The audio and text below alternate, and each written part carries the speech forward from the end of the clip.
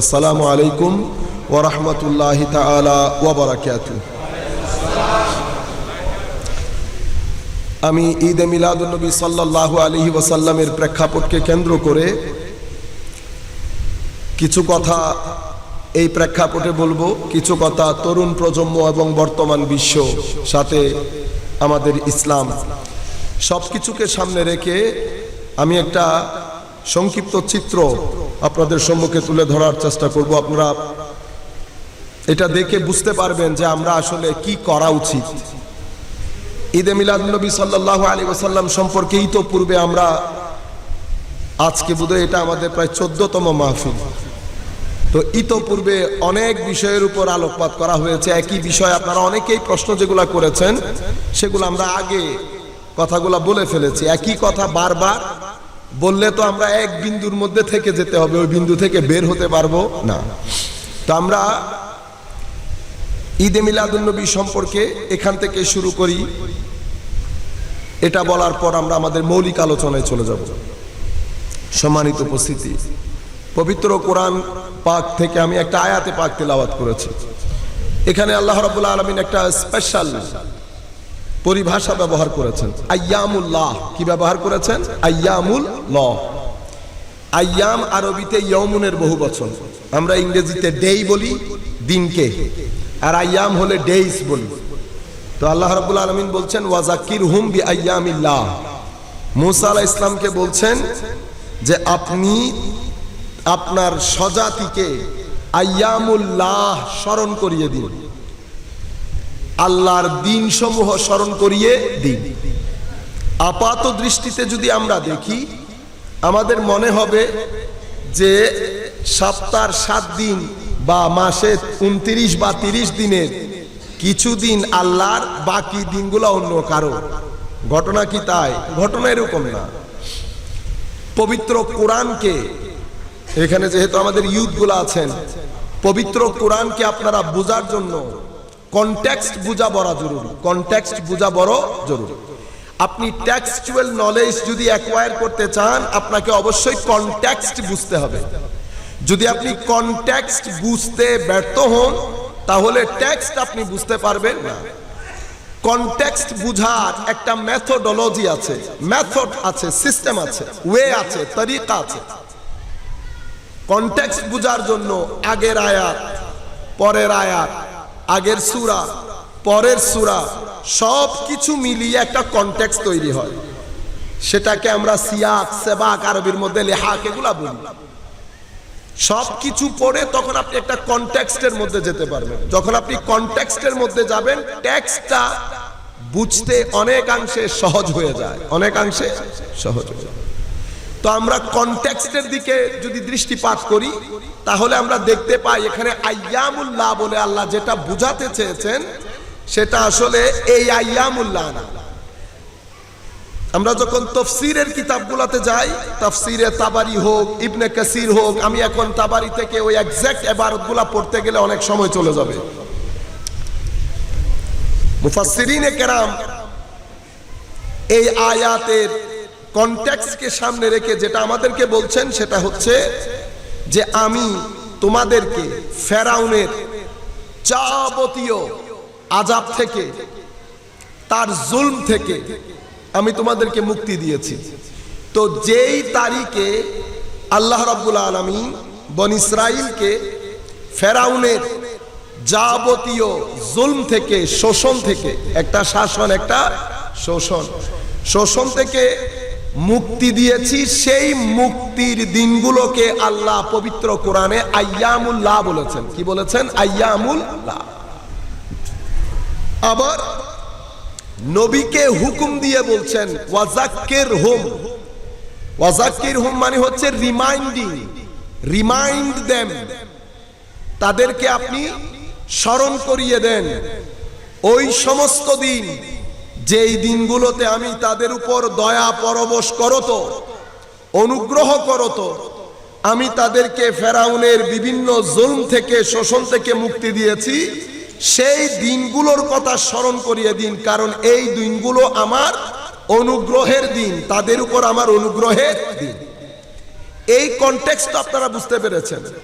তাহলে এখান থেকে আমরা কিছু বিষয় ডিরাইভ করতে পারি, কিছু বিষয় প্রিন্সিপাল হিসেবে নিতে পারি। সেটা কি? সেটা হচ্ছে আল্লাহ রব প্রত্যেক দিন আল্লাহর, প্রত্যেক দিন আল্লাহর। দিনগুলা কারো না, কিন্তু এই দিনগুলার মধ্যে কিছু কিছু দিনের স্পেশালিটি আছে, বিশেষত্ব আছে। কেন? কারণ সেই দিনগুলোতে বিশেষ কোনো ঘটনা ঘটেছে। তাহলে বিশেষ ঘটনা ঘটা দিনগুলোকে আল্লাহ আইয়ামুল্লাহ বলেছেন, বিশেষ দিন। এবং পবিত্র কোরআনে একজন নবীকে আল্লাহ হুকমান বলছেন, ইটস এন কমান্ডমেন্ট, ম্যান্ডেটরি করে দিয়েছেন যে আপনি আপনার স্বজাতিকে আপনি আল্লাহর দিনগুলোর কথা স্মরণ করিয়ে দিন, যেই দিনগুলোতে আমি তাদের উপর দয়া অনুগ্রহ করে ফেরাউনের জুলম থেকে মুক্তি দিয়েছি, সেই দিনগুলোর কথা স্মরণ করিয়ে দিন। এখন আমরা সবাই, আমাদেরকে আল্লাহ বিবেক বুদ্ধি দান করেছেন, আল্লাহ আমাদেরকে বিবেক বুদ্ধি দান করেছেন। এখান থেকে আমরা এতটুকুন বুঝতে পারি যে ফেরাউনের জুলম থেকে মুক্তি দেওয়ার কারণে সেই দিনগুলা যদি আইয়ামুল্লাহ হয়, সেই দিনগুলা যদি আইয়ামুল্লাহ হয়, তো যেই দিন আল্লাহ রাব্বুল আলামিন কুল কায়নাতের রহমতকে পাঠিয়েছেন, কুল কায়নাতের রহমতকে পাঠিয়েছেন, যাকে আল্লাহ রাব্বুল আলামিন আলামিনের জন্য রহমত বানিয়েছেন, যাকে আল্লাহ রাব্বুল আলামিন শুধু মানব জাতির জন্য না, সমগ্র বিশ্ব ব্রহ্মাণ্ডের জন্য রহমত বানিয়েছেন। তো উনি যেই দিন দুনিয়াতে এসেছেন সেটা আইয়ামুল্লাহ হবে না? কি মনে হয় আপনাদের? এই জিনিসগুলা বোঝার জন্য অনেক আকল, বিবেক, বুদ্ধির প্রয়োজন হয় না? কিছু জিনিস ইন্টেলেকচুয়াল মাইন্ড এবং মিডিয়াম আন্ডারস্ট্যান্ডিং এর মাইন্ড, একেবারে কম আন্ডারস্ট্যান্ডিং যাদের, তাদের মানে সব ক্যাটাগরির মাইন্ড বিষয়গুলা বুঝতে পারে। এই বিষয়টা বোঝার জন্য নাসাতে চাকরি করতে যেতে হবে না, সব ধরনের মাইন্ড বিষয়গুলা বুঝতে পারে। কিন্তু অনেক সময় হয় কি, একেবারে ক্লিয়ার এবং সেলফ এভিডেন্ট একটা জিনিস দুইটা বিষয় মানুষকে বুঝতে দেয় না, একটা অজ্ঞতা আর একটা হিংসা, একটা অজ্ঞতা আর একটা হিংসা। হিংসা এবং অজ্ঞতা এই দুইটা জিনিস মিলে মানুষকে উগ্র করে ফেলে। কি করে ফেলে? উগ্র। যখন মানুষ উগ্র হয়ে যায় তখন মানুষ, বাংলার শব্দটা আমি এখানে বলতে পারছি না, বাংলা শব্দটা একটু বিদ্যুটে শোনায়, আমি এটাকে উর্দুতে বলি। অজ্ঞতা এবং উগ্রতা এই দুইটা যখন কারো মাথার খুলিতে জন্মগ্রহণ করে, তখন এই দুই জিনিস মিলে একাকার হয়ে ওই ব্যক্তিকে ছেচৌরা পান, ছেচৌরা পান, বাংলা তো বুঝতে পেরেছেন আপনারা, অতীব বেয়াদব করে ফেলে। শব্দগুলো আমি এখানে বলতে চাচ্ছি না, তবু আমি আপনাদেরকে বোঝানোর জন্য বলে দিলাম, মানুষকে অতি মাত্রায় আদবহীন করে ফেলে। এখন মানুষগুলা এত নিচে নেমে যায়, অজ্ঞতা এবং উগ্রতা, অজ্ঞতা এবং হিংসা, হিংসা অজ্ঞতা এই দুইটা জিনিস যখন একসাথে হয় মানুষটা দাম্ভিক হয়ে যায়। তো দাম্ভিক হওয়ার পরে এই মানুষটা উগ্র হয়ে যায়, উগ্র হওয়ার পরে এই মানুষটা ছেচুরাপান, আদবহীন হয়ে যায়। যখন আদবহীন হয়ে যায়, আপনি এই ধরনের ব্যক্তিকে স্যাটিসফাই করা ইম্পসিবল। এবং সেই ধরনের ব্যক্তিকে আপনি বুঝাতে যাওয়া, আপনি প্লাস্টিকের ফুল থেকে গন্ধ নিতে যাওয়ার মতো। প্লাস্টিকের ফুল যেমন আপনাকে গন্ধ দিতে পারবে না, এই ধরনের মানুষও আপনাকে কোনো ধরনের, আপনার কোনো ফায়দাই হবে না। আপনার কাছে দুটি অপশন, একটা অপশন আপনি করতে পারবেন না, সেটা সরকার করতে পারবে। আপনারা বুঝতে পারছেন আমি কি বলতে চাচ্ছি? একটা অপশন আছে, সেটা সরকার করবে, সেটা আমরা করতে পারবো না। সরকারের ল এনফোর্সমেন্ট এজেন্সি আছে, ওনারা করবেন। আরেকটা কাজ আমরা করতে পারবো, সেটা হচ্ছে চুপ থাকা। কারণ তাদের সাথে যদি আপনি কথা বলতে চান, তো আপনি অনেক নিচে নেমে তাদের সাথে কথা বলতে হবে। আপনি এত নিচে নামতে পারবেন না, যাদেরকে আপনারা নিচ বলেন। কি বলেন? নিচ। ফেসবুকের মধ্যে যখন আপনারা খোলেন ফেসবুক, দেখেন না ছোট্ট একজন, ধরেন আপনাদের পুকুরের পুঁটি মাছ কথা বলছে কার সাথে? তিমি মাছের সাথে। কিন্তু জবানের আন্দাজ যদি আপনারা দেখেন কি মনে হয়, মানে যেই কথা আপনি আপনার ছোট ভাইকে বলতে পারবেন না সেটা আপনি বাবাকে বলে বসে আছেন। তাহলে তার মানে হচ্ছে এই ব্যক্তির মধ্যে অজ্ঞতা, উগ্রতা, হাসদ, হিংসা, দাম্ভিকতা সবকিছু মিলে ব্যক্তির মাইন্ডসেটকে একেবারে নীচ করে ফেলেছে। মানুষ যখন নীচ হয়ে যায়, মানুষ একাডেমিক ভাষা ভুলে যায়, তখন ওই ব্যক্তিকে ব্রেইন কন্ট্রোল করে না। কি কন্ট্রোল করে?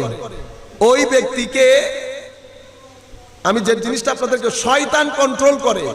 তখন মানুষের উপর থেকে কলবের যে একটা প্রভাব প্রতিপত্তি সেটা কমে যায়, সেটা আর থাকে না। সেই ব্যক্তি পাগলের মতো হয়ে যায়। তার কথা শুরুই হয় গালাগালি থেকে। আপনি গতকাল রাতে আমার কাছে আমাদের এক ভাই আমার কাছে একটা ভিডিও পাঠিয়েছে। বিশ্বাস করেন, আমি চিন্তা করছি নামের আগে শাইখ আছে, তো তাহলে তার মানে হচ্ছে উনি বাইরে থেকে ডিগ্রিধারী, যতটুকু আমি জানি। আপনারা চিনেন, আপনি ঈদে মিলাদুন নবীর সাথে আপনি ডিসএগ্রি করেন, করতেই পারেন। ডিসএগ্রি করা তো কোনো সমস্যা নাই, একটা একাডেমিক বিষয়। পরবর্তীতে এসেছে উম্মতের স্কলাস্টিক বডি, গতকালকেও বলেছি, একই কথা রিপিট করতে ইচ্ছে করছে না। উম্মতের স্কলাস্টিক বডি একটা বিষয়ে ঐক্যমত্য পোষণ করেছে। স্কলাস্টিক বডি যখন আমরা বলবো, সেখানে মুফতি, মুহাদ্দিস, মুফাসসির, সুফিয়া সবাই মিলে, উম্মতের একাডেমিশিয়ান যারা আছে সবাই মিলে একটা বডি। এটাকে উম্মতের ইন্টেলেকচুয়াল বডি বলে। এটাকে রাসূল করিম সাল্লাল্লাহু আলাইহি ওয়াসাল্লাম ওয়ারিসে ইলমে মুহাম্মাদি বলেছেন, সাল্লাল্লাহু আলাইহি ওয়াসাল্লাম। আল উলামা বলেছেন, ওয়ারাসাতুল আম্বিয়া। আল উলামা তারা কারা? তারা মুফতি, ইসলামিক জুরিস্ট, মুহাদ্দিস, intellectual in the field of হাদিস, ইলমুত তাফসীর, intellectuals, highly academician in the field of tafsir, tariqat এবং tasawwuf in the field of the science of purification। তো সব কিছু মিলে উম্মতের ইন্টেলেকচুয়াল বডি। এটা কি বাংলাদেশে? না, বাংলাদেশে না। এটা আপনি পৃথিবীর যেই প্রান্তে যান, সব প্রান্তের ইন্টেলেকচুয়াল বডি একটা জিনিসের উপর ঐক্যমত্য পোষণ করেছেন যে ঈদে মিলাদুন নবী সাল্লাল্লাহু আলাইহি ওয়াসাল্লাম একটা অতীব সওয়াবের কাজ এবং এই যুগে বড় প্রয়োজন। উম্মত ঐক্যমত্য পোষণ করেছে। এখন একেবারে যে ডিসএগ্রিমেন্ট থাকবে না এমন তো কোনো কথা না, প্রত্যেক বিষয়ে ডিসএগ্রিমেন্ট আছে। বাংলাদেশের স্বাধীনতা যুদ্ধ নিয়ে আমাদের কতগুলা মানুষ যাদের মেন্টালি ব্লাইন্ড, হয় না? করে না তো? এটা কি 2-3 জন তো সব সময় সব জায়গায় থাকে, ডিসএগ্রি করেছে। কিন্তু ডিসএগ্রিমেন্টের ভাষা কি এরকম হয়? মানে এমন আন্দাজে বলছেন, মানে সাধারণ আমাদের বর্তমান প্রজন্ম যাদের অন্তরে আদব নাই, অতিমাত্রায় ম্যাটেরিয়ালিস্টিক জড়বাদী জীবন যাপনের কারণে যখন আপনার ভিতরে ব্যালেন্স নষ্ট হয়ে গেছে, স্পিরিচুয়ালিজম, ম্যাটেরিয়ালিজম দুইটার মধ্যে ইসলাম ব্যালেন্স রক্ষা করে। যখন এই ব্যালেন্সটা কমে যায়, তো হয় স্পিরিচুয়ালিটি বেড়ে যাবে অথবা ম্যাটেরিয়ালিজম বেড়ে যাবে। যদি আপনি অতিমাত্রায় ম্যাটেরিয়ালিস্টিক হয়ে যান, তো আপনার মধ্যে আদব থাকবে না, ফিলিংস থাকবে না, মহব্বত থাকবে না। সব কিছু আপনি টাকা পয়সা দিয়ে মূল্যায়ন করতে চাইবেন। শিক্ষক ছাত্রের মধ্যে একটা সম্পর্ক আছে না? এই সম্পর্কটা কোনো টাকা পয়সা দিয়ে কিনতে পারবেন? আগের যুগের শিক্ষক, আগের যুগে কেন, আমাদের যুগের কথা বলি, আমাদের শিক্ষক ক্লাস 3-তে যিনি পড়িয়েছেন, আমরা ত্রিসীমানার মধ্যেও তো যাই না, এখনো পর্যন্ত পায়ে ধরে সালাম করি। তা আমাদেরকে অনেক বেশি বয়স হয়ে গেছে। তাহলে আমাদের কাছে শিক্ষক বাবার চেয়েও বড়। কিন্তু বর্তমান যুগে আপনারা দেখেন না, পেপার পত্রিকায় এক শিক্ষক এক ছাত্রকে কি করেছে, মিডিয়া উঠে পড়ে লেগেছে না? সবাই উঠে পড়ে লেগেছে। কেন? মিডিয়া ওয়েস্টার্ন বিষয়টাকে আমাদের এখানে খাওয়াতে চাচ্ছে, কারণ ওনারা ওখান থেকে পয়সা নেয়। বুঝতে পেরেছেন? খাওয়াতে চাচ্ছে। সেটা কি? ওয়েস্টের কাছে ছাত্র আর আমাদের দেশের ছাত্রের কনসেপ্ট এক না। ওয়েস্টে, পশ্চিমা বিশ্বে একজন ছাত্র তার শিক্ষকের কাছে একটা কাস্টমার মাত্র। কি কাস্টমার এসেছে, আমার কাছে শিক্ষা আছে, আমি শিক্ষা বিক্রি করলাম, আপনি টাকা দিয়ে শিক্ষাটা কিনে নিলেন, আমি সেলসম্যান, আপনি কাস্টমার, সিম্পল ইজ দ্যাট। এতটুকুন আপনার আর আমার মধ্যে সম্পর্ক।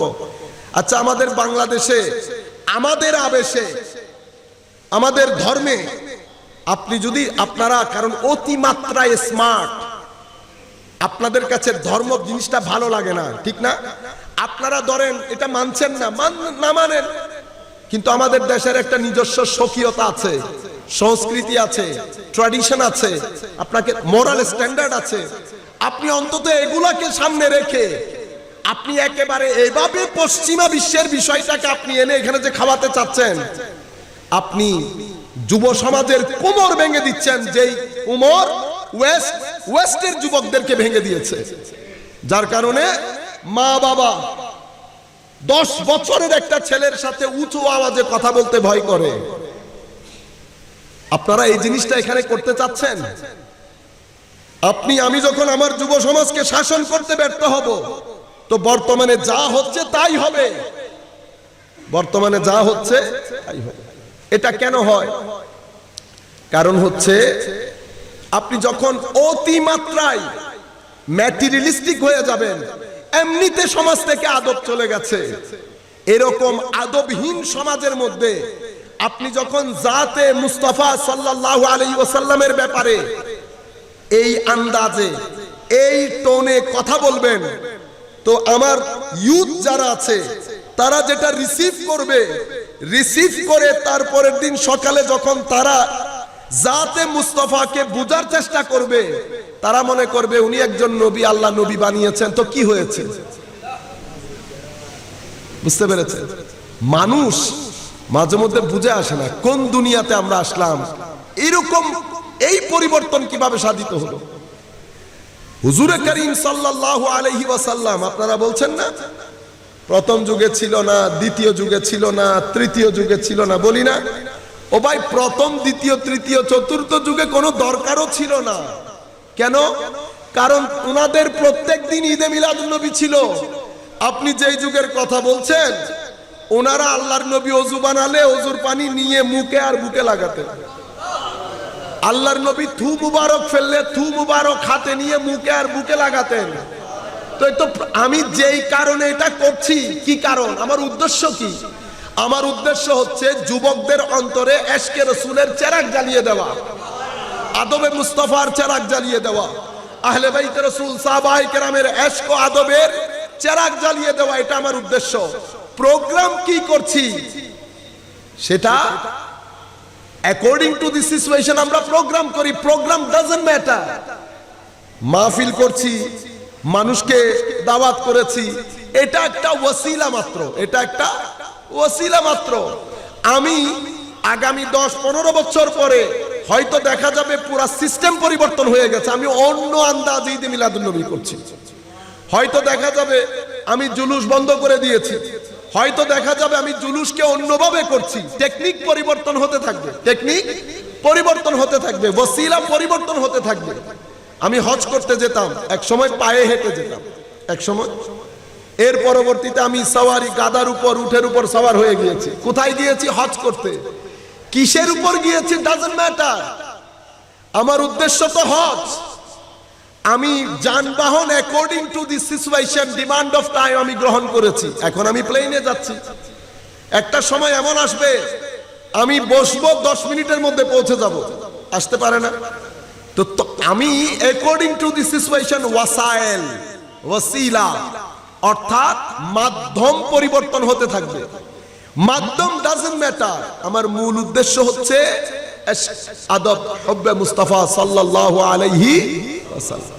ওইটা আমাদের যুবকের অন্তরে জাগরিত করা।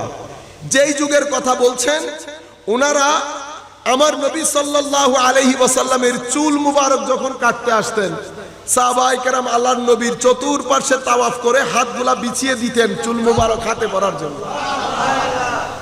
আমি আমার ভাইয়েরা যারা এই ধরনের কথাবার্তাগুলা বলেন, তো আপনাদের কাছে অনুরোধ হচ্ছে আপনারা আপনাদের শ্রোতাদেরকে এই হাদিসগুলো তো একটু শোনাইতে পারেন, মাঝে মধ্যে হলেও তো শোনান।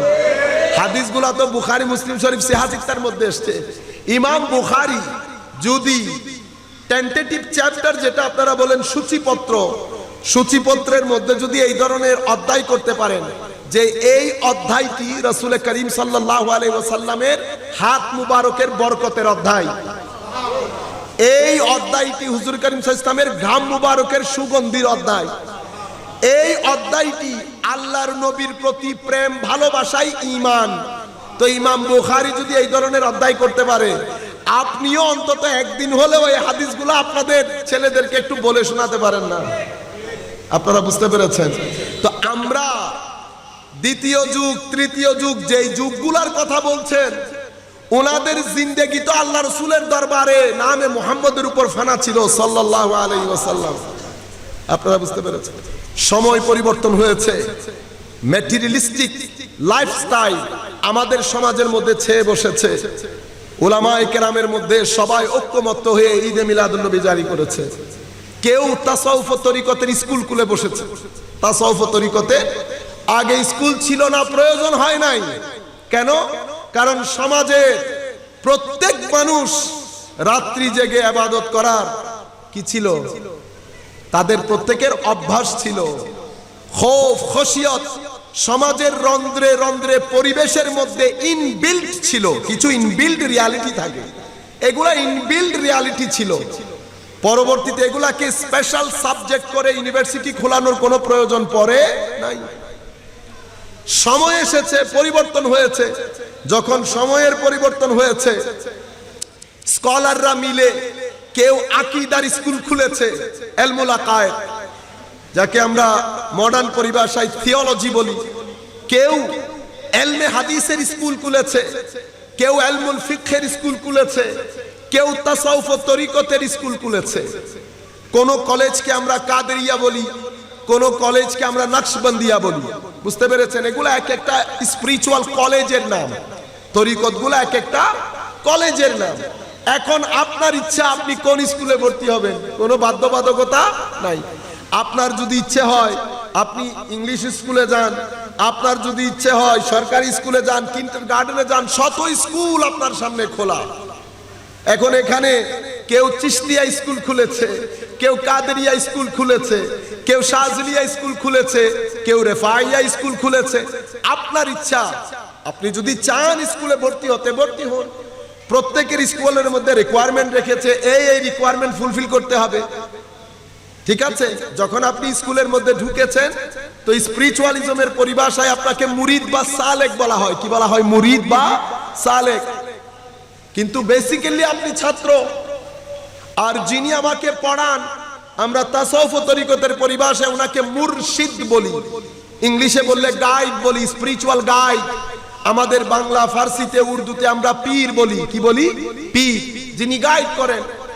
এখন আপনি পীর বলেন, গাইড বলেন, এগুলা তো কোরআন শরীফের মধ্যে পাবেন না, মুর্শিদ পাবেন। কিন্তু এরা ওনারা সবাই কি? উলামা। সবাই মিলে উলামা। এগুলা সবাই মিলে উম্মতের ইন্টেলেকচুয়াল বডি, সবাই মিলে উম্মতের ইন্টেলেকচুয়াল বডি। সবাই এটার উপর ঐক্যমত্য পোষণ করেছে। আপনারা বুঝতে পেরেছেন? ঈদে মিলাদুন নবী সাল্লাল্লাহু আলাইহি ওয়াসাল্লাম যেহেতু বর্তমান যুগে পৃথিবীর আপনি যেই প্রান্তেই যান, পৃথিবীর আপনি যেই প্রান্তেই যান, উম্মত ঐক্যমত্য পোষণ করেছে। আমি আপনাদেরকে যে জিনিসটা বলতে চাচ্ছিলাম, আপনি ডিসএগ্রি করতেই পারেন, একাডেমিকলি আপনি আপনার বক্তব্য দিয়ে চলে যান, আপনি আপনার আন্ডারস্ট্যান্ডিংটা আমার সাথে শেয়ার করেন। কিন্তু আপনার আন্ডারস্ট্যান্ডিং এর মধ্যে যদি অজ্ঞতা থাকে, হিংসা থাকে, দেখেন আমি কোনো ফোর্স করেছি আপনাকে? ফোর্স করছি না। আমি কোরআন হাদিসের কোনো দলিল দিয়ে আপনাদের এখানে লাভ আছে? কোনো লাভ নাই। কেন দলিল দিব? কেন? আমাদের বড় যারা সবাই ঐক্যমত্য পোষণ করেছে, তো আমি আবার কোন পুকুরের মাছ? কোরআন সুন্নাহকে আমি, ওনারা আমার চেয়ে কম বুঝছেন? বুঝতে পেরেছেন?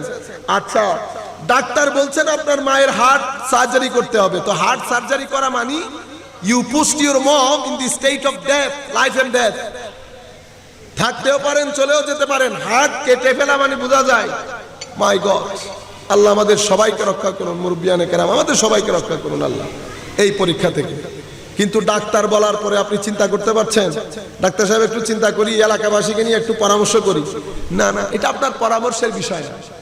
এটা হচ্ছে উনি ওইটার উলিল আমর, উলিল আমর। কারণ আল্লাহ রাব্বুল আলামিন কোরআনে পাকের মধ্যে বলেছেন, তোমরা আল্লাহর আনুগত্য, রাসূলের আনুগত্য, অতঃপর উলিল আমরের আনুগত্য। উলিল আমর কি? উলিল আমর হচ্ছে প্রত্যেক বিষয়ের স্পেশালিস্ট যারা, তারা। পলিটিক্যাল ফিল্ড হলে খলিফা, প্রাইম মিনিস্টার, প্রেসিডেন্ট। আর যদি মেডিকেল সায়েন্স হয় বড় কনসালটেন্ট। যেই বিষয়ে হবে সেই বিষয়ের স্পেশালাইজড ব্যক্তি উলিল আমর। এখন আপনি যে আপনার মায়ের হার্ট সার্জারি করছেন, উনি যদি ইন্তেকাল করেন আপনার গুনাহ হবে? হবে না। কেন? কারণ ওই বিষয়ের একজন স্পেশালিস্ট আপনাকে বলেছে আপনাকে করতেই হবে। আপনারা বুঝতে পেরেছেন?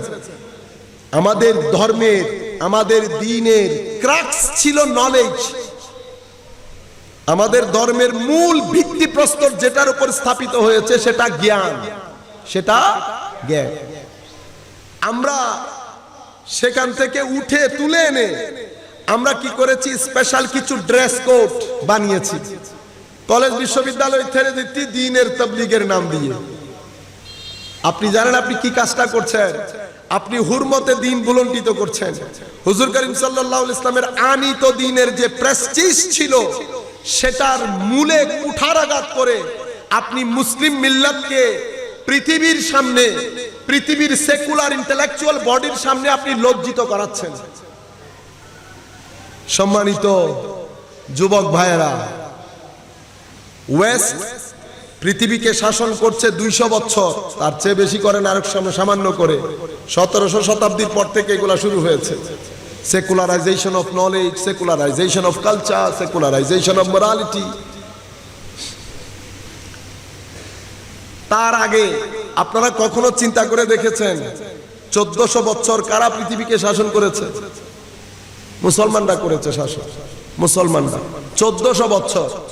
আমার এক ডক্টর পিঞ্চ করে বলতে চাচ্ছিলেন না, উই ওয়েস্ট, উই।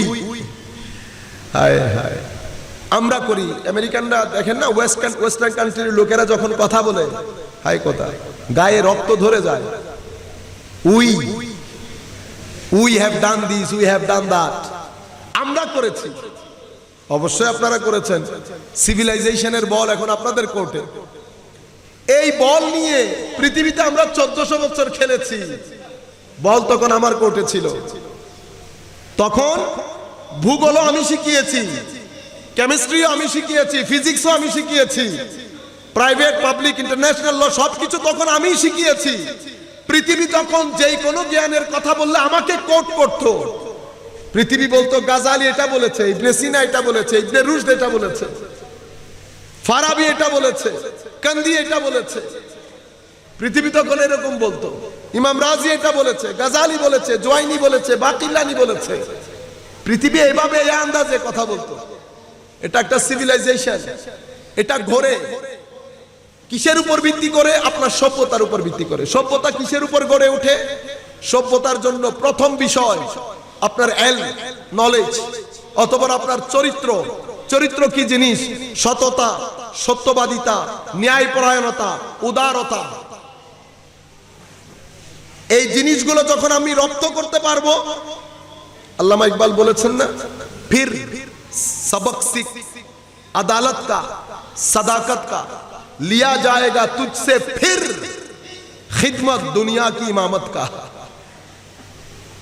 আপনি কিসের উপর সভ্যতা গড়ে উঠে? এলমের উপর, নলেজ, চরিত্রের উপর। চরিত্র বলতে সততা, সত্যবাদিতা, ন্যায়পরায়ণতা, উদারতা, ইন্টিগ্রেশনের উপর। সবার সাথে এক ইউনিট হয়ে সহমর্মিতার সাথে বেঁচে থাকা। এরপরে আপনার বাকি আরো বেশ কিছু জিনিস আছে, সবকিছুর উপর সভ্যতা গড়ে ওঠে পৃথিবীর।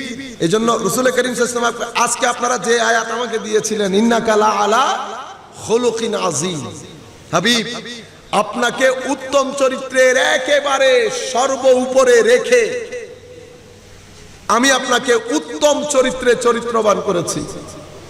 পৃথিবীর যেই জাতি চরিত্রে, জ্ঞানে রাসূল করিম সাল্লাল্লাহু আলাইহি ওয়াসাল্লাম যে দিক নির্দেশনা দিয়ে গেছেন, ওইটার যত নিকটে পৌঁছাবে সেই জাতি বিশ্বকে নেতৃত্ব দেবে। সিম্পল। আপনি যদি হুজুর করিম সাল্লাল্লাহু আলাইহি ওয়াসাল্লাম দুনিয়াতে তাশরীফ আনয়ন করা, আপনি দেখেন কিভাবে তশরিফ আনয়ন করলেন, মক্কা শরীফের অবস্থা কেমন ছিল, সেই জায়গায় হুজুর করিম সাল্লাল্লাহু আলাইহি ওয়াসাল্লামের যে দাওয়াতি কর্মকাণ্ড সেটার মেথোডোলজি কি ছিল। আমাদের যুবক ভাইরা কলেজ বিশ্ববিদ্যালয় ছেড়ে দেয়, একটা পার্টিকুলার ড্রেস কোড গ্রহণ করেছি, মসজিদে মসজিদে হাত তোলা হাত নামা নিয়ে ফিতনা সৃষ্টি করেছি, করছি না? আপনি কি করছেন জানেন? হুরমতে দ্বীনের কোমর ভেঙে দিচ্ছেন। একবার আপনি চিন্তা করে দেখেছেন উম্মতে মুসলিমা কি আমিন আজকে বলছে জোরে? না, সেটা তো সেই যুগ থেকে রাসূল পাক সাল্লাল্লাহু আলাইহি ওয়াসাল্লামের জামানা থেকেই জোরে বলছেন, হাত ওঠানামা করছেন, কিন্তু কখনো ফিতনা হয় নাই। তো উম্মতে মুসলিমার কোন মসজিদের মধ্যে আজ থেকে 15 বছর আগেও মারামারি ছিল না। হঠাৎ করে এগুলা নিয়ে কেন মারামারি হচ্ছে? আসল কিন্তু হাত তোলা আর উঠানামা না, আসল কিন্তু এই আমাদের মধ্যে মুসলমানদের মধ্যে সবচেয়ে বড় সমস্যা হচ্ছে তানকিসে নবুওয়া, শানে রিসালাতে বিয়াদবি, শানে রিসালাতে। আপনি দেখেন আমরা যদিও এই কাজগুলা করি, কিন্তু আমাদের মৌলিকভাবে আকীদা আমি উগ্র। হাত তোলা নামা আপনাকে উগ্রবাদী কেন করবে? তার মানে হচ্ছে উগ্রবাদিতা করে কিসে করে আপনাকে উগ্রবাদী? আপনার আকীদা, আপনার শিক্ষক, আপনার অ্যাটমসফিয়ার, আপনি যেই বইগুলা পড়ছেন সেগুলা। এখন আপনি এক জায়গায় ঢুকেছেন, একটা নির্দিষ্ট চ্যানেল থেকে ইনফরমেশন নিচ্ছেন, নলেজ না। নলেজ আর ইনফরমেশনের মধ্যে আসমান জমিনের ফারাক। নলেজ আর ইনফরমেশনের মধ্যে আসমান জমিনের ফারাক। আপনি একটা নির্দিষ্ট চ্যানেল থেকে কিছু ইনফরমেশন নিয়েছেন, নেওয়ার পর ইনফরমেশনগুলোর মধ্যে হেট্রেড জড়িত ছিল। হেট্রেড কিসের? যে এইটা ছাড়া বাকিগুলা অশুদ্ধ, এটা ছাড়া বাকিগুলা সলফ ইসলাম না, বাকিগুলা অ্যাড হয়েছে পরবর্তীতে। এগুলাকে পিউরিফাই করে আমাদের সোসাইটি থেকে বের করে দিতে হবে। আপনি শুরু করেছেন এভাবে, নির্দিষ্ট একটা সময় অতিবাহিত হওয়ার পরে আপনি প্রথমে ন্যারো হয়েছেন, ন্যারো মাইন্ডেড, অতঃপর আপনি কনজারভেটিভ হয়ে গেছেন।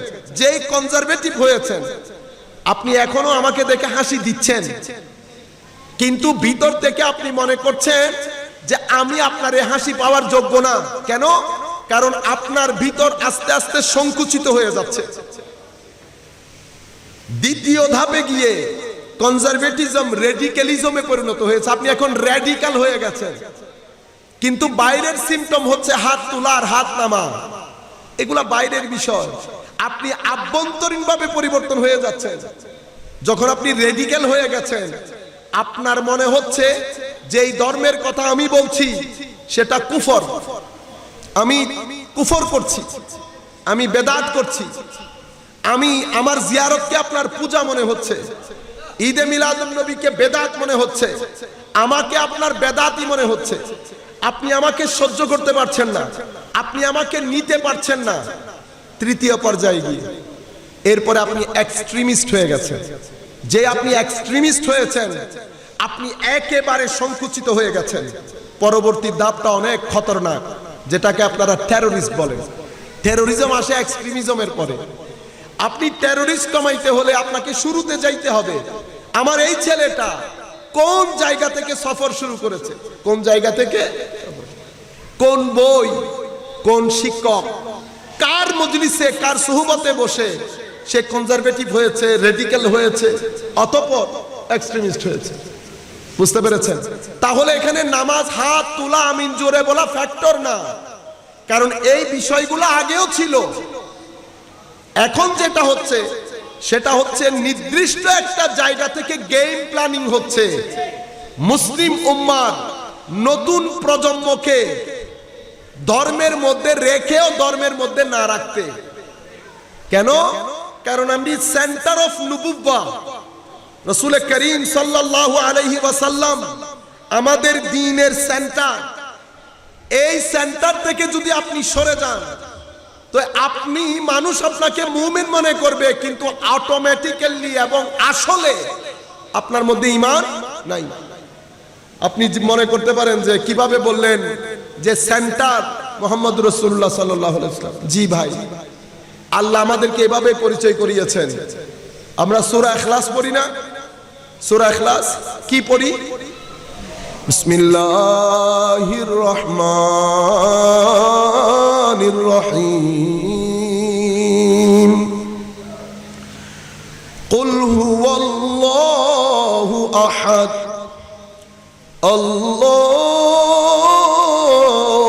সামাদ লাম ইয়ালিদ ওয়া লাম ইউলাদ ওয়া লাম ইয়াকুল লাহু কুফুয়ান আহাদ। সূরা ইখলাস শুরু হয়েছে কুল দিয়ে। কি দিয়ে? কুল। তো কুল মানি কে? কুল কে? কুল মানি হচ্ছে আপনি বলুন। কে বলবে? আমি বলবো না না না, কারণ নবী আল্লাহ নবীর সাথেই কথা বলেন। আল্লাহ আমার আর আপনার সাথে কথা বলেন না। বলছেন হাবিব আপনি বলুন। কিসের কথা বলবে আল্লাহ? আল্লাহু আহাদ, আল্লাহ এক। তো এখন রেসালত আগে আসলো না তৌহিদ আগে আসলো? আপনি যদি কুল না মানেন তো পরের জিনিসটা তৌহিদ হবে না, এটা একটা ফিলসফি হবে। ওয়াননেস, ঈমান যেটাকে বুঝায় সেটা হওয়ার জন্য আপনি আগে কুলকে মেনে নিতে হবে। কুলকে আল্লাহ যে শান ও শৌকত মাকাম ও মার্তবা দান করেছেন, সেই শান শৌকত মাকাম ও মার্তবার মাধ্যমে যদি আপনি কুলকে মেনে না নেন, একটা হচ্ছে নবী পাকের প্রতি মানে কুলের প্রতি ঈমান, আমি আপনাকে বিশ্বাস করেছি আপনি আল্লাহর নবী, আল্লাহর রাসূল। একটা ইয়া রাসূলুল্লাহ, আল্লাহ পবিত্র কোরআনে বলেছেন আপনাকে সম্মান করতে, আমি আপনাকে সম্মান করি। হে রাসূল, হাদিসে পাকের মধ্যে আপনি বলেছেন আপনার প্রতি মোহাব্বত করাই ঈমান, আমি আপনাকে দিল ও জান দিয়ে ভালোবাসি, যেভাবে সাহাবায়ে কেরাম করেছেন। এটা করার আগে যদি আপনি সামনের দিকে প্রসিড করেন তো সেই ঈমানের কথাগুলো তাওহীদ বা ঈমান হবে না, কোন একটা দর্শন হবে। আপনারা বুঝতে পেরেছেন? সেই কারণে ঈমানের সেন্টার পয়েন্ট মুহাম্মদুর রাসূলুল্লাহ সাল্লাল্লাহু আলাইহি ওয়াসাল্লাম। তো এখন আমাদেরকে যে কাজটা করা হচ্ছে, আমাদের ভাইদেরকে এই জায়গার মধ্যে মুহাম্মদুর রাসূলুল্লাহ সাল্লাল্লাহু আলাইহি ওয়াসাল্লামের মধ্যে এতাআত যথেষ্ট। তাদেরকে কি বলে কনভিন্স করা হচ্ছে? এতাআত, মোহাব্বত, এটার হুকুম আল্লাহ দেন নাই। অথচ নবী করিম সাল্লাল্লাহু আলাইহি ওয়াসাল্লাম বলছেন মোহাব্বত করাই ঈমান, মোহাব্বত করাই। তো এখন একটা জিনিস আপনার কাছ থেকে কেটে নিয়ে চলে যাচ্ছে। তো মোহাব্বতের কথা কেন বলা হয়েছে মনে রাখবেন, নবী পাকের মোহাব্বত এবং এতাআত দুটি জিনিস থাকলে কোনো মানুষের ব্রেইনের মধ্যে উগ্রতা জন্ম নেয় না। আপনি জান দিয়ে ফেলেন, আপনি উগ্র হতে পারবেন না। সেই কারণে আমি মাঝে মধ্যে চিন্তা করি মোহাব্বতটাকে এত গুরুত্ব দেওয়া হয়েছে কেন?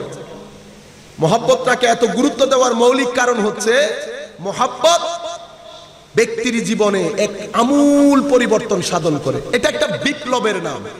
এটা ভিতরের জগৎকে ধুমরে মুছড়ে ভিতরের জগতের মধ্যে তুফান সৃষ্টি করে। এটা শুতে দেয় না, বসতে দেয় না। আল্লামা ইকবাল বলেছেন না, দিয়ারে ইশক মে আপনি মাকাম पैदा कर, নয়া জামানা নয়া সুবহ শাম पैदा कर। আপনারা বুঝতে পেরেছেন? এই বিষয়টা যুব সমাজের মধ্যে ঢেলে দিয়ে আমাদের সমাজের মধ্যে ডিসইন্টিগ্রেটেড করা হয়েছে। সমাজের মধ্যে আমরা ভাগ ভাগ হয়ে গেছি না এখন? মুসলমানদের মধ্যে ভাগ, আবার আমাদের পাড়া প্রতিবেশীদের মধ্যে অনেক নন মুসলিম থাকেন না? আমরা নিজেরাও তো কোনোদিন দেখি নাই আমাদের মুসলিম নন মুসলিমের মধ্যে হানাহানি হতে, আমরা জীবনেও দেখি নাই। আমরা তো আমাদের পাশে যারা নন মুসলিম থাকে, যারা আমার বাবার সাথে পড়েছে চাচা বলে ডাকি, যারা আমাদের সাথে পড়েছে ভাই বলে ডাকি। কালচারালি আমাদের মধ্যে কখনো সমস্যা ছিল না। আর আমাদের ধর্ম এসে আমাদের হাতের মধ্যে লাগাম টানে দিয়েছে, বলেছে খবরদার, পাড়া প্রতিবেশী যদি নারাজ থাকে তো তুই বেঈমান, তোর কোনো ঈমান নাই। বুঝতে পেরেছেন? কিন্তু এখন ঈমানের কথা বলে বিভিন্ন টেকনিকের সাথে, কারণ কোরআন তো আপনি পড়েন নাই, আপনি জানেনও না, আপনি ইনফরমেশন গুলা নিচ্ছেন। ইনফরমেশন যখন আপনি নিবেন, ইনফরমেশন আপনাকে ব্লাইন্ড একটা আলো দান করে, ব্লাইন্ড আলো। বুঝতে পেরেছেন? সেটা কিরকম? সেটা হচ্ছে 9টার খবরে একটা জিনিস বলেছে আপনাকে, ঢাকার মধ্যে একটা ঘটনা ঘটেছে, বাস আপনি এতটুকুনি জানেন। ডানে বামে সামনে পেছনে কোনো কিছুই জানেন, কিন্তু নলেজ এমন একটা বিষয়, এটা আপনার চোখ খুলে দেয়। যখন চোখ খুলে দেয়, আপনি সামনের দিকে তাকালে ডান বাম সবকিছু নজরে আসে। নলেজ আপনার মধ্যে বিস্তৃতি দান করে, আপনাকে স্থির করে তোলে। জ্ঞান কখনো আপনাকে উগ্র করবে না। কেন জানেন?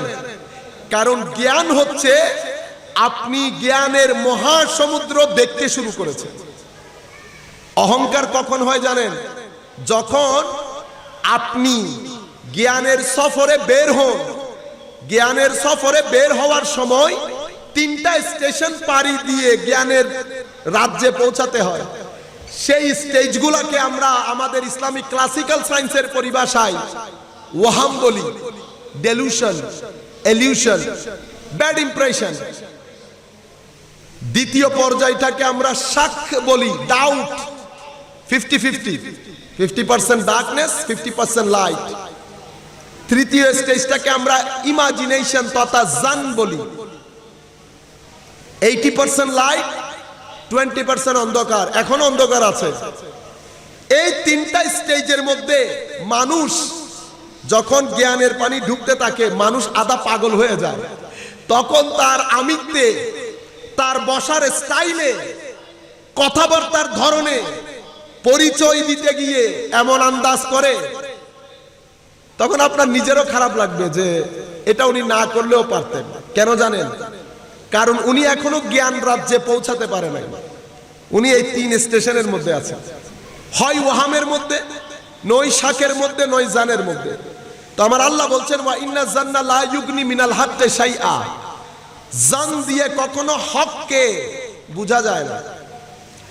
তো এই 3টা জায়গার মধ্যে মানুষ অহংকার করে, হিংসা করে, দাম্ভিকতা দেখায়। জি আমি পাস করেছি, আমি অমুক জায়গায় চাকরি করি, আমি অমুক চৌধুরী, আমি অমুকের ছেলে, অমুকের মেয়ে।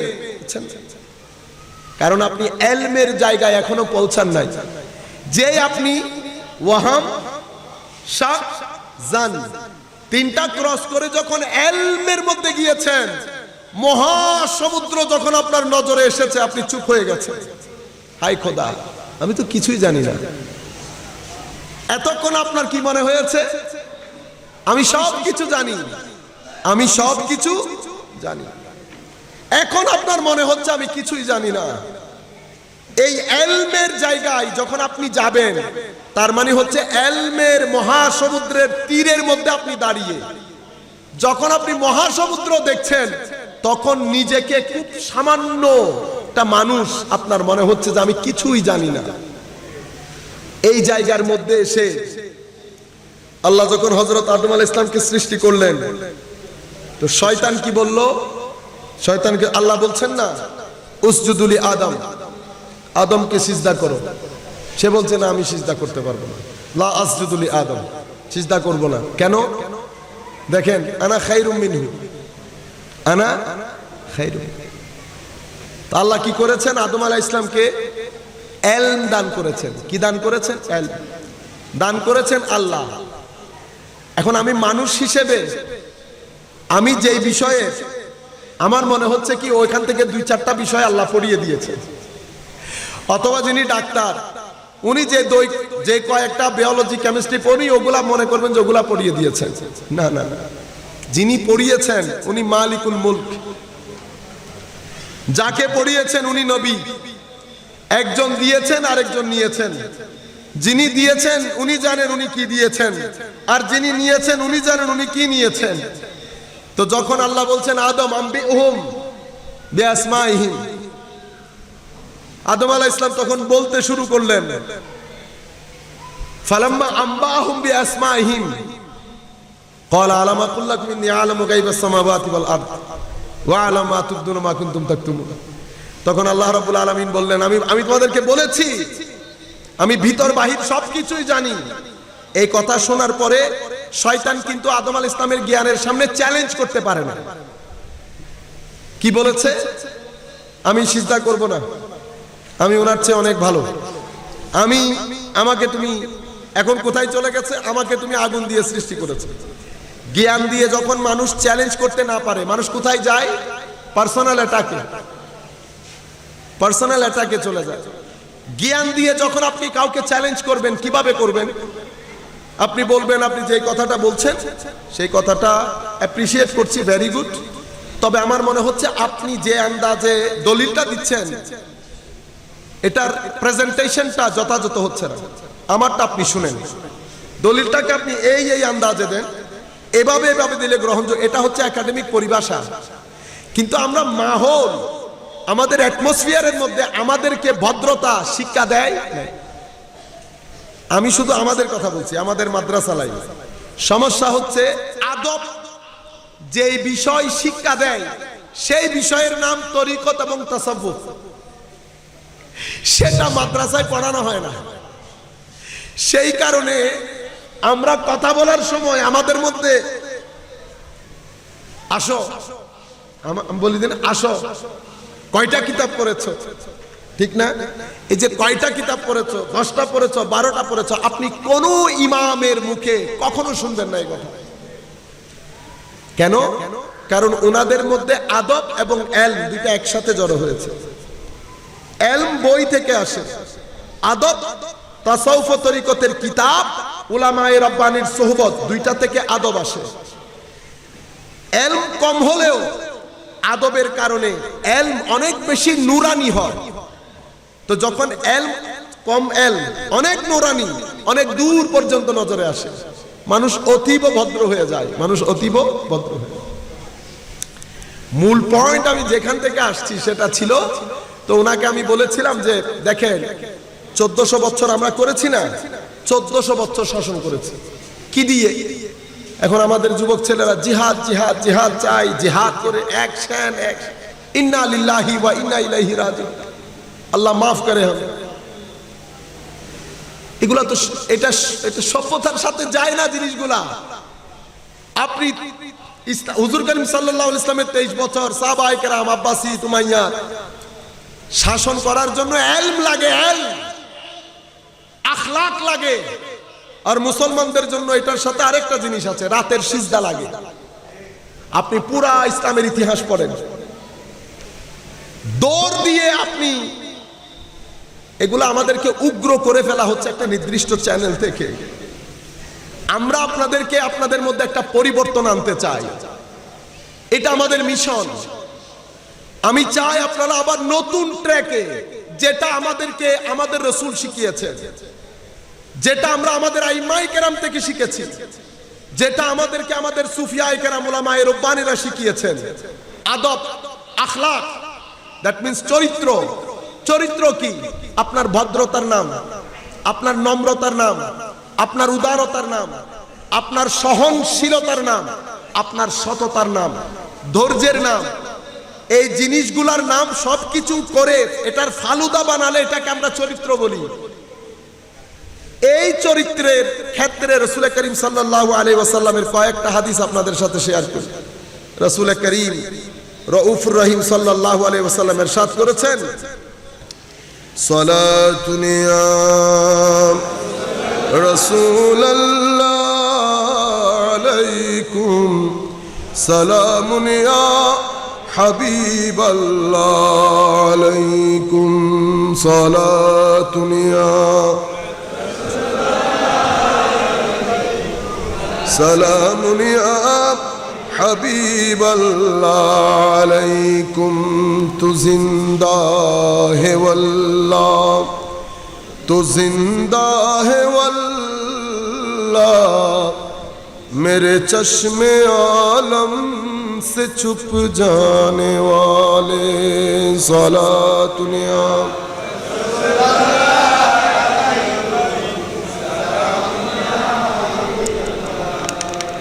আলাইকুম। এখন দেখেন যে জিনিসটা আমরা ভুলে গেছি, হাদিসে পাকের মধ্যে এটা তিরমিজি শরীফের রওয়ায়াত, হুজুর করিম সাল্লাল্লাহু আলাইহি ওয়াসাল্লাম ইরশাদ করেছেন, ইন্না মিন আকমালিল মুমিনিনা ঈমানান আহসানুহুম খুলুকান ওয়া আলতাফুহুম বিআহলিহি। এগুলা আমাদের সমাজের মধ্যে মিসিং। রাসূল করিম সাল্লাল্লাহু আলাইহি ওয়াসাল্লাম বলেছেন, তোমাদের মধ্যে পরিপূর্ণ ঈমান সেই ব্যক্তির মধ্যে আছে যার চরিত্র সুন্দর। তো এখন পরিপূর্ণ ঈমান হুজুর করিম সাল্লাল্লাহু আলাইহি ওয়াসাল্লাম একটা নির্দিষ্ট জিনিসের সাথে কন্ডিশনাল করে দিয়েছেন। সেটা কি? সেটা হচ্ছে চরিত্র, খুলুকে হাসান। খুলুকে হাসান জিনিসটা কি? ওই যে আমি আপনাদেরকে বললাম, নম্র হওয়া, ভদ্র হওয়া, সহনশীল হওয়া, এগুলো ছোট জিনিস না। আমি দুই একটা হাদিস বললে আপনারা বুঝতে পারবেন যেগুলো কত গুরুত্বপূর্ণ জিনিস। হুজুর করিম সাল্লাল্লাহু আলাইহি ওয়াসাল্লাম বলেছেন, ওয়া আলতাফুহুম বিআহলিহি, তোমাদের মধ্যে সেই ব্যক্তি ঈমানের মধ্যে মানে পরিপূর্ণ মুমিন, তার ঈমানের মধ্যে পরিপূর্ণতা এসেছে, যেই ব্যক্তি তার পরিবার বর্গের সাথে অনেক পোলাইটলি, ভদ্রতার সাথে কথাবার্তা বলে, নম্রতার সাথে কথাবার্তা বলে, এবং যার চরিত্র সুন্দর, সেই ব্যক্তির ঈমান পরিপূর্ণ, সেই ব্যক্তি পরিপূর্ণ ঈমানের অধিকারী। হুজুর করিম সাল্লাল্লাহু আলাইহি ওয়াসাল্লাম হাদিসের মধ্যে বলেছেন, সুবহানাল্লাহ, ইয়া রাব, তিরমিজি শরীফের হাদিস, আন জাবিরিন আন্না রাসূলুল্লাহ সাল্লাল্লাহু আলাইহি ওয়াসাল্লাম قال ইন্না মিন আহাব্বিকুম ইলাইয়া ওয়া আকরাবিকুম মিন্নি মাজলিসান ইয়াউমাল কিয়ামা আহাসিনাকুম আখলাকা। সব আমাদেরকে বলছে, তোমাদের মধ্যে সেই ব্যক্তি কিয়ামতের দিন আমার অনেক কাছের হবে, কে? যার চরিত্র সুন্দর। তাহলে যেই ব্যক্তি আমাদের মধ্যে যাদের চরিত্র সুন্দর, যারা কথাবার্তায় ভদ্র, নম্রতা আছে, উদারতা আছে, সহনশীলতা, সহিষ্ণুতা আছে, তারাই কিয়ামতের দিন রাসূল করিম সাল্লাল্লাহু আলাইহি ওয়াসাল্লামের আশেপাশে থাকবে। সচ্চরিত্রকে কি পরিমাণ গুরুত্ব দেওয়া হয়েছে আপনারা দেখেন আমাদের দিন ধর্মের মধ্যে, যেটার সাথে দূর দূর পর্যন্ত আমাদের কোনো সম্পর্ক নাই। আমরা মনে রাখবেন, আল্লাহ রাব্বুল আলামিনের একটা গ্রামার আছে। গ্রামারটা হচ্ছে, আল্লাহ ততক্ষণ পর্যন্ত আমার অবস্থার পরিবর্তন করবেন না যতক্ষণ পর্যন্ত আমি নিজেকে নিজে পরিবর্তন না করি। এটা আল্লাহর, এটাকে আমরা বলি সুন্নতে ইলাহি। এটা আল্লাহ রাব্বুল আলামিনের গ্রামার। আমি যতক্ষণ পর্যন্ত পরিষ্কার না হব ততক্ষণ পর্যন্ত আমার ছেলে খাঁটি দুধ, খাঁটি জুস আমার ছেলে খাইতে পারবে না আমার কারণে। আর যিনি যখন জ্ঞান এবং ভদ্রতা শিখবেন, ওনাকে তখন আল্লাহ পৃথিবীর সম্মানের আসনে, নেতৃত্বের আসনে বসাবেন। কোন করাপ্ট মিথ্যাবাদী, অত্যাচারী, যারা মানুষের সাথে প্রতারণা করে, সেই ধরনের ব্যক্তিকে আল্লাহ কখনো সম্মানের আসনে বসাননি, বসাবেও না। হ্যাঁ, যখন আমি চারিত্রিকভাবে অধপতিত হব, তো অন্য একটা হাদিস আমি আপনাদেরকে পড়ে শোনাবো, তখন আল্লাহ রাব্বুল আলামিন এই অ্যাটমসফিয়ার, এই ধরনের পরিস্থিতি সৃষ্টি করেন। এখন আপনি যদি জান দিয়েও ফেলেন, খাঁটি কেন নাই, মিক্স কেন করছে, সব কিছুর জন্য আমি নিজে দায়ী। কারণ আমি নিজে ভালো, আমার ব্যবহার সুন্দর না। আমার ব্যবহার করতে কে সুন্দর হবে? খেতাবতের, মসজিদের জুমার খেতাবতে দাঁড়িয়ে যে আন্দাজে কথা বলি আমরা, এই আন্দাজ আমরা দেখি একবার আমার নবী খেতাবতে কি আন্দাজ ব্যবহার করতেন, সাহাবায়ে কেরাম কি আন্দাজে বলতেন, সুফিয়ায়ে কেরাম, উলামায়ে রাব্বানি, আলেমরা এই যুগ পর্যন্ত কি আন্দাজে কথা বলেন, আর আমরা কি আন্দাজে কথা বলি, আমরা কি বলি। সম্মানিত উপস্থিতি, অন্য হাদিসের মধ্যে দেখেন দুইটা জিনিস আপনারা বুঝতে পেরেছেন। পরিপূর্ণ ঈমান, রাসূল পাকের কাছে কাছে থাকা কিয়ামতের ময়দানে, হুসনে খুলক। আল্লাহর নবী আরেকটা বলছেন, এই হাদিস তাও ইমাম তিরমিজি, আরো অসংখ্য হাদিসের মধ্যে এই হাদিস রিওয়ায়াত হয়েছে। আন আবি দারদা আন নবী সাল্লাল্লাহু আলাইহি ওয়াসাল্লাম قال মা মিন শাইইন আসকালু ফিল মিজান মিন হুসনিল খুলুক। মিজানের পাল্লায় কোন জিনিস সচ্চরিত্রের চেয়ে বেশি ভারী হবে না। তিনটা বিষয়, তিনটা হাদিসের মাধ্যমে তো আমরা বুঝতে পারি যে সচ্চরিত্র কত গুরুত্বপূর্ণ। আরেকটা কথা সুফিয়ানা বলি, আপনি যদি চান আপনার পরিবারের মধ্যে শান্তি হোক, আপনার ছেলে পুলে আপনার বাধ্য হোক, পৃথিবী বাংলার আশেপাশে আগুনে জ্বলছে কিন্তু আপনার ঘরের মধ্যে একটা শান্তির ছোঁয়া আছে, যদি আমি আপনি চাই দুইটা কাজ করব। একটা হচ্ছে আমার সাধ্যমতো মানুষকে সহযোগিতা করব, আরেকটা হচ্ছে আমার সাধ্যমতো আমি সৎ থাকব, ভদ্র থাকব।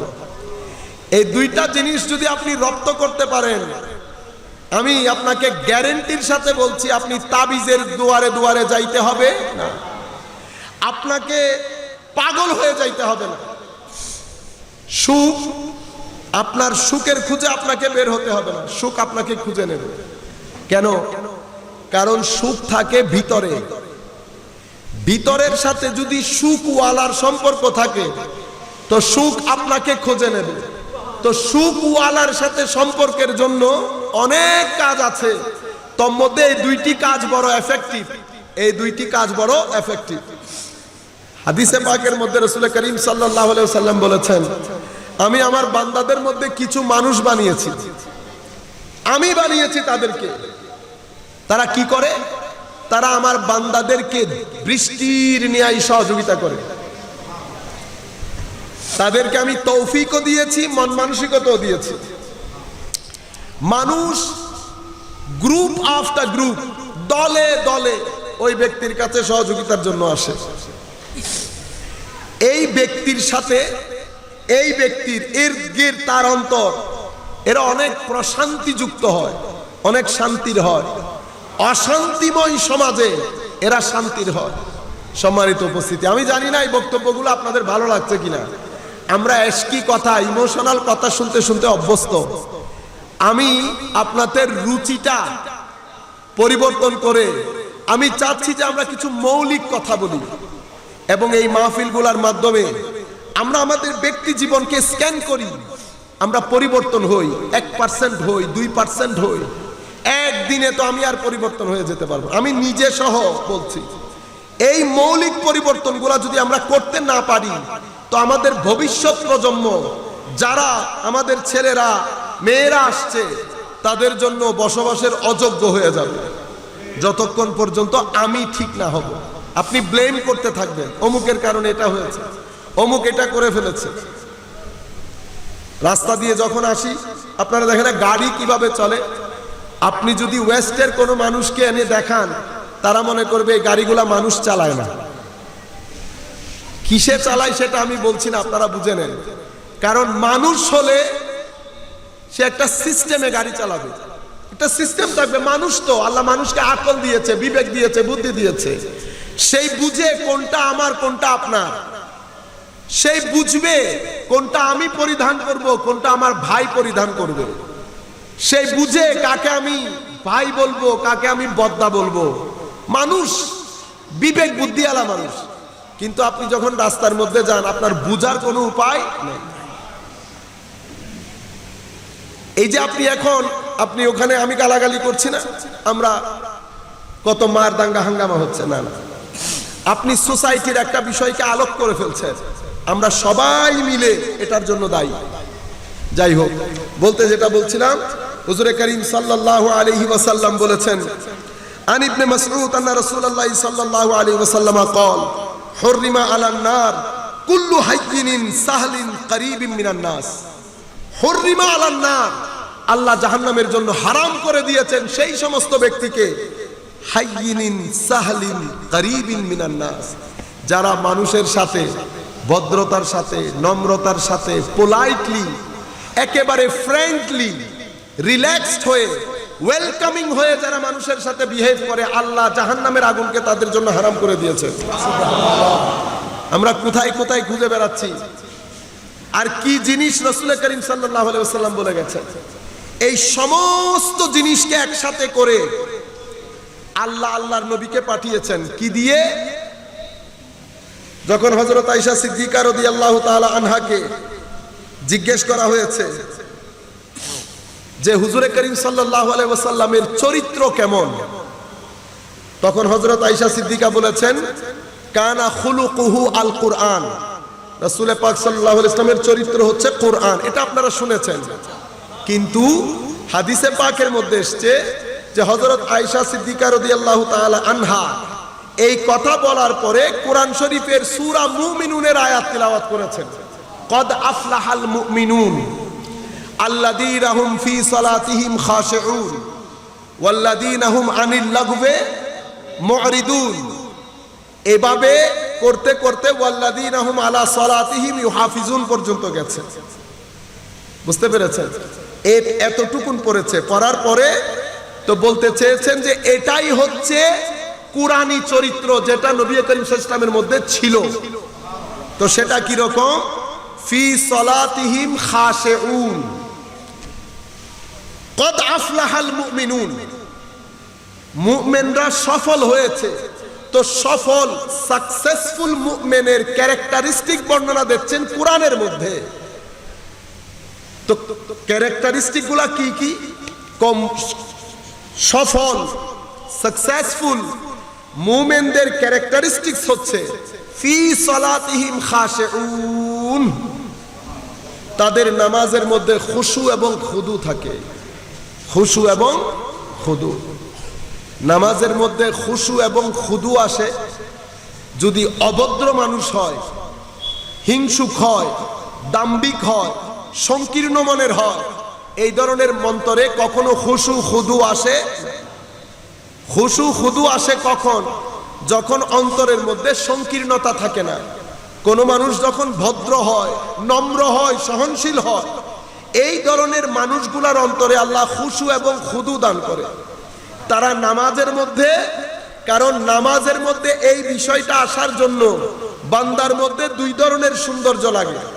একটা শারীরিক পরিচ্ছন্নতা আর একটা আত্মার পরিচ্ছন্নতা, যেটাকে আপনারা আত্মা বলেন, আমরা আরবি ইসলামিক ক্লাসিক্যাল সায়েন্সের পরিভাষায় কালব বলি।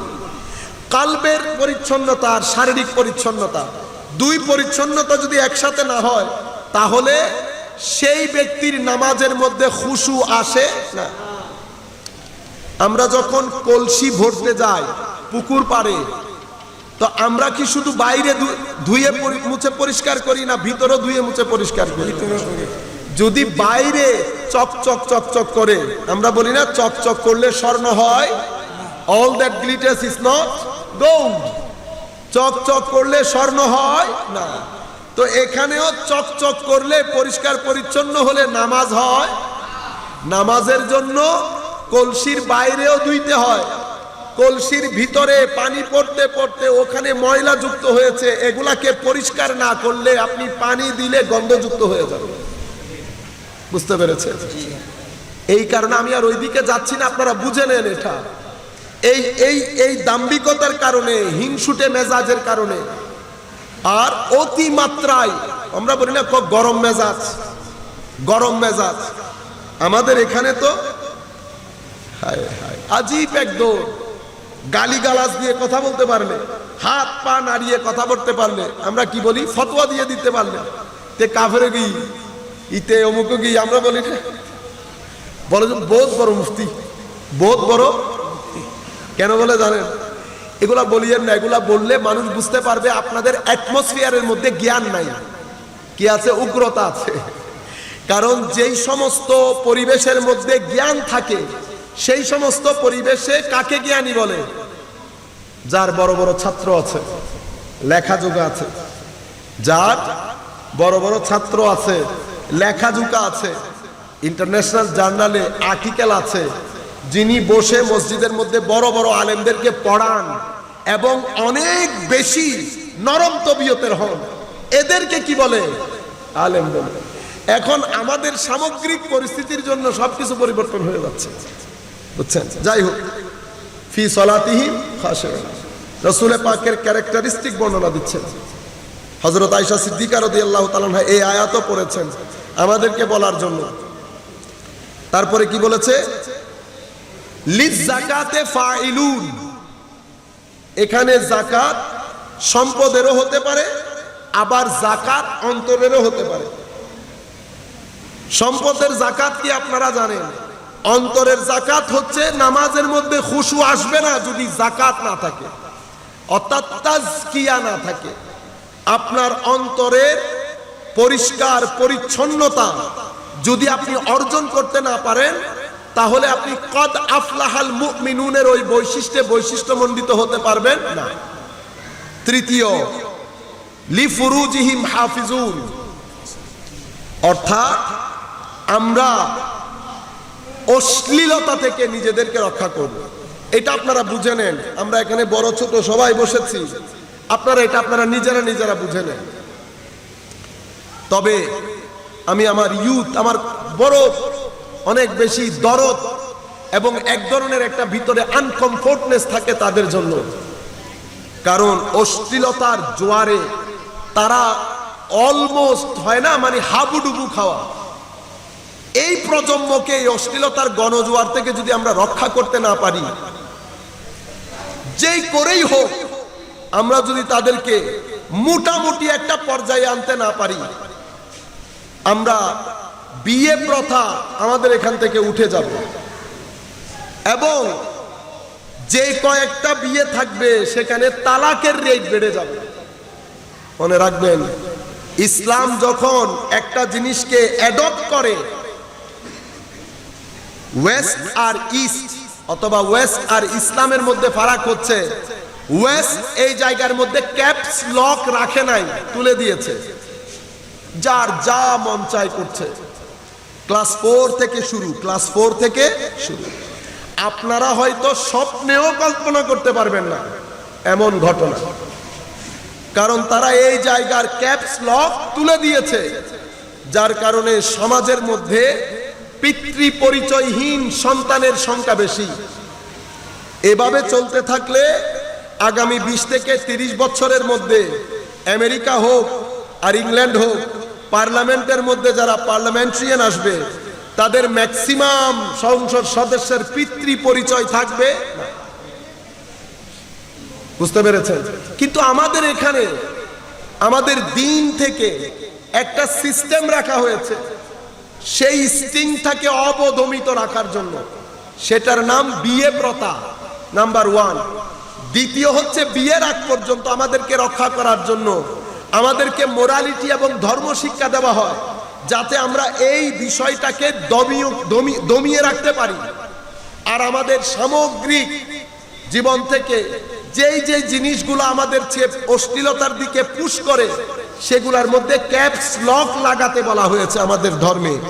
কিন্তু যেগুলা সেই জিনিসগুলা আস্তে আস্তে উঠে যাওয়ার কারণে আপনারা কল্পনাও করতে পারবেন না, আমাদের নওজোয়ান নসল, যেহেতু আমার একটা ছোটখাটো স্কুল আছে ইংল্যান্ডের মধ্যে, ক্লাস 7, 8, 6, 7, 8 এর ছেলেরা যখন আমাকে বলে আমার গায়ে কাঁপুনি ধরে যায়, এরা এখান থেকে ফেরত কিভাবে আসবে?